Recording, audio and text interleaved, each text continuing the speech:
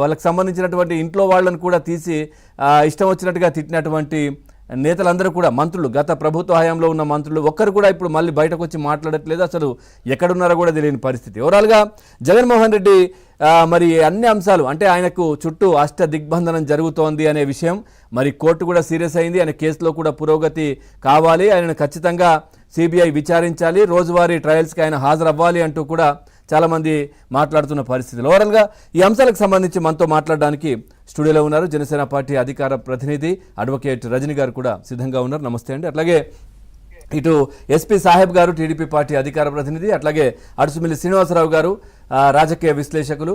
లైవ్లో అందరికీ నమస్తే అండి. ముందుగా శ్రీనివాసరావు గారి విశ్లేషణ తీసుకుందాం. సార్, ఏం చెప్తారు? ఇప్పుడు పూర్తిగా అష్ట దిగ్బంధనం జగన్మోహన్ రెడ్డికి చుట్టూ అన్ని ఉచ్చులు బిగుస్తున్న పరిస్థితి కనిపిస్తా ఉంది. అంటే ప్రజలు చాలా మంది కార్యకర్తలు కూడా, అంటే కూటమి కార్యకర్తలు కూడా అనుకుంటున్నారు, మరి ఈ ప్రభుత్వం వచ్చి ఇంతకాలం అయింది, ఏమీ జరగట్లేదు, జగన్మోహన్ రెడ్డి యథేచ్ఛగా తన కార్యకలాపాలు చేసుకుంటున్నారు, బిజినెస్లు చేస్తూ ఉన్నారు, కానీ రాష్ట్రంలో ఉండట్లేదు. కానీ ఏంటి